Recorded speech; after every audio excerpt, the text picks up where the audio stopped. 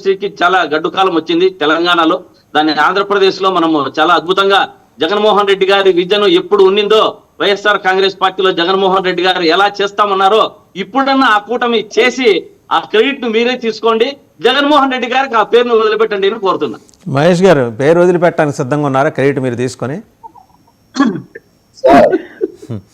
Sir ఇప్పుడు నేను cinema అంటే జనసేన కాబట్టి సినిమా గురించి ఎక్కువ మాట్లాడుతాను కాదు సార్. ఇప్పుడు మీకేదో ఎంబార్గో ఇచ్చినట్టున్నారుగా, మాట్లాడకూడదు, ఏదో మీకు విధి విధానాలు ఏదో ఇచ్చినట్టున్నారుగా పార్టీ, ఇది మాట్లాడకూడదు, ఈ అంశాలు టచ్ చేయమాకండి.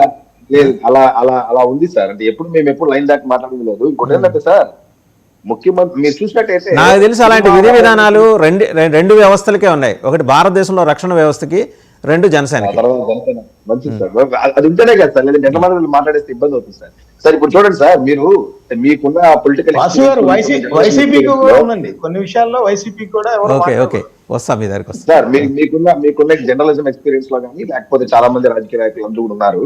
మీరు ఎప్పుడు కానీ ఇలా గతంలో రాజశేఖర రెడ్డి కానీ, గతంలో రామారావు గారు కానీ, గతంలో ఆంధ్ర రాష్ట్రంలో, తెలుగు రాష్ట్రాల్లో ఏ ముఖ్యమంత్రి కూడా ఇలాగ సినిమా విషయాల్లో వెళ్ళి దూరి సినిమా విషయాల్ని పట్టించుకోవడం, సినిమా వాళ్ళని పిలిపించుకోవడం, ఏదో కూర్చోబెట్టి క్లాస్ పీకడం, దండాలు పెట్టించుకోవడం, వాళ్ళ గేట్లు ఎక్కడో ఆపేయడం, ఇలాంటి కార్యక్రమాలు ఎప్పుడు జరిగినట్టు కానీ, అలా టార్గెట్ చేసినట్టు కానీ, అలా చర్చించినట్టు కానీ, ఎక్కడ పేపర్లు వచ్చినట్టు కానీ ఎక్కడ దాఖలు లేవు. మొట్టమొదటిసారిగా ఆంధ్ర రాష్ట్రంలో దానికి తెరలేపింది ఎవరు అంటే, దాన్ని ఎవరు ఇంతవరకు పట్టించుకోలేదని చెప్పి, నన్ను పట్టించుకోండి అని చెప్పి ఎక్కడో గేట్ ఆపి నడిపించుకుంటా వచ్చినారు. ఇప్పుడు ఈయన కూడా అదే పరిస్థితి, ఇక్కడ కూడా తెలంగాణలో కూడా ఆయన కూడా అలాగే ఫీల్ అయ్యారా? అంతే సార్, అంతే. అక్కడ జగన్మోహన్ నేను ఏమంటే సార్, సినిమా వాళ్ళు సినిమాలు చేసుకుంటా అంటారు, పోతా అంటారు సార్. దానికి ఏదో మిగతా చాలా వ్యాపారాలు చేస్తారు, వాళ్ళు పోతా ఉంటారు. దానికి ఇంకోటి ఏంటంటే ఎవరు మెడ మీద కత్తి పెట్టి కొనుక్కోమని చెప్పరు, సెక్రటరీ కొనుక్కోమని చెప్పరు. సో నేను అనడం ఏంటంటే, గతంలో ఇంతకుముందు గతంలో పిలిచి వాళ్ళకి ఏదో వార్నింగ్లు ఇచ్చినారు, వాళ్ళని తట్టి ఒక చోట్ల కూర్చోబెట్టారంటే అది ఖచ్చితంగా జనాలంతా చూస్తారు. సినిమా వాళ్ళ మీద, స్పోర్ట్స్ ప్లేయర్స్ మీద ఏం మాట్లాడినా కానీ కామన్ పీపుల్ ఈజీగా కనెక్ట్ అయిపోతారు. రాజకీయ నాయకుల మీద మాట్లాడితే ఎవరు కనెక్ట్ కారు. సో అదే విధంగా రేవంత్ రెడ్డి గారు కూడా, మీరు నమ్మరు సార్, టు బీ ఫ్రాంక్ నేను చెప్తున్నాను, the last benefit show in Andhra Pradesh Stalin cinema 2006. ఆ తర్వాత 9:30కి షోస్ పడిందే లేదు ఆంధ్ర రాష్ట్రంలో. 9:30కి షోసే లేదు. For the kind information, 2006 Stalin is the last movie. ఆ తర్వాత ఎక్కడ పడలేదు. దాన్ని మళ్ళా తీసుకొచ్చింది ఎవరు అంటే, బెనిఫిట్ షోస్ ని రేవంత్ రెడ్డి గారు తీసుకొచ్చారు. మీరు టికెట్స్ చూస్తే కూడా ఏపీ గవర్నమెంట్ అన్న ఒక్కరోజు ముందు నిర్ణయం తీసుకుంది యొక్క ప్రీమియర్ షోస్ మీద.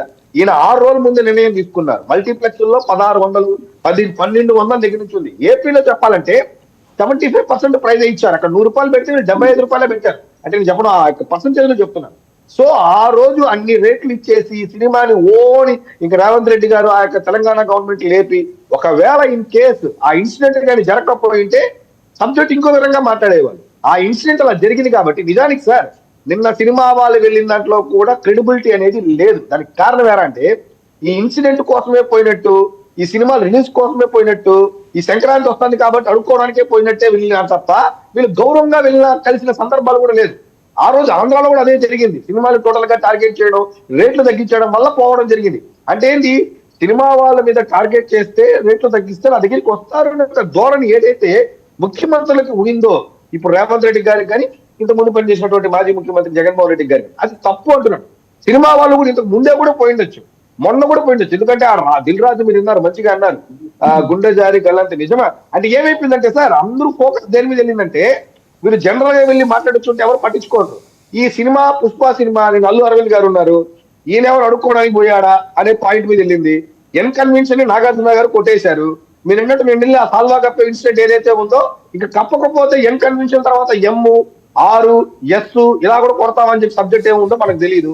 కాబట్టి అది ఏదో భయపెడితే వచ్చారనే ఉద్దేశం తప్ప, ముఖ్యమంత్రి గారిని గౌరవంగా కలిశారు సినిమా ఇండస్ట్రీ అనే ఒక కరెక్ట్ మెసేజ్ సరే ఇవన్నీ పక్కన పెట్టండి. కానీ వీళ్ళు కూడా ఒక మాట వెళ్ళి కలిస్తే ఏం పోయిందండి? అంత మడికట్టుకుని కూర్చోవాల్సిన అవసరం ఉంది?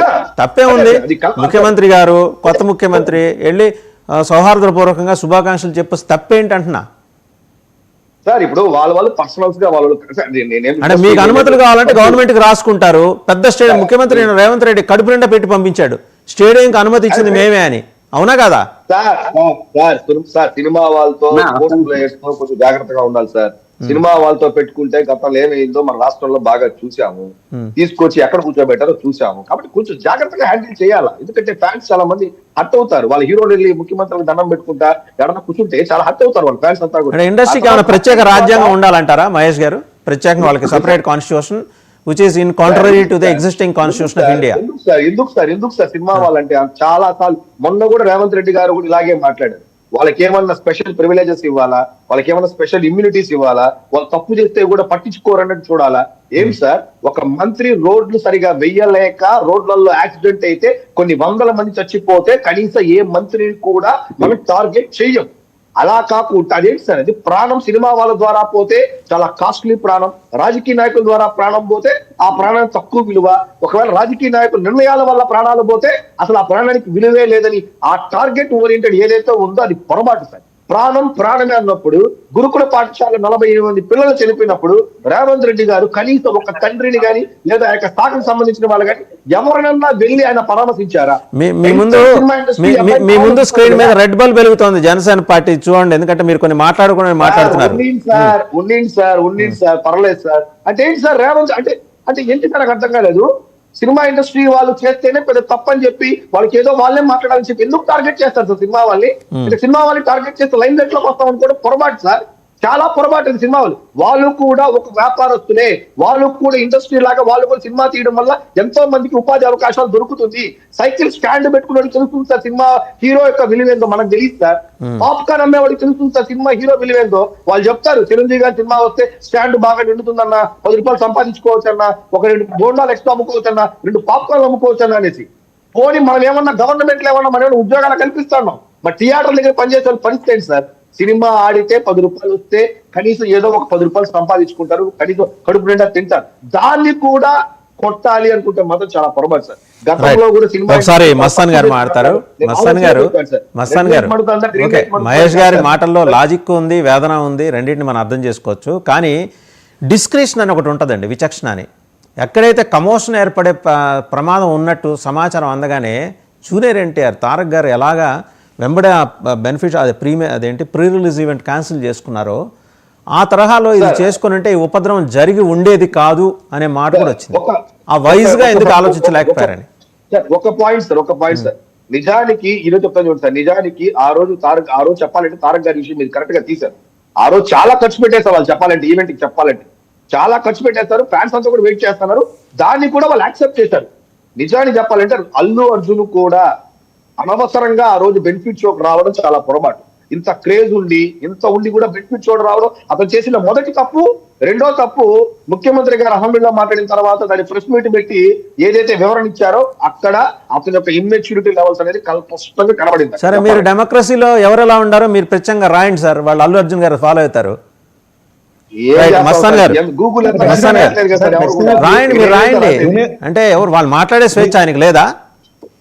సరే, మాట్లాడారు కాబట్టి దేవరా సినిమాకి సంబంధించి ఏదైతే ఆయన నిర్ణయం తీసుకున్నారో ఆ విధంగా చాలా కరెక్ట్. ఎందుకంటే ఆ రోజు పోలీసులు ముందుగానే వాళ్ళ టీంతో చర్చించారు. అదేవిధంగా జూనియర్ ఎన్టీఆర్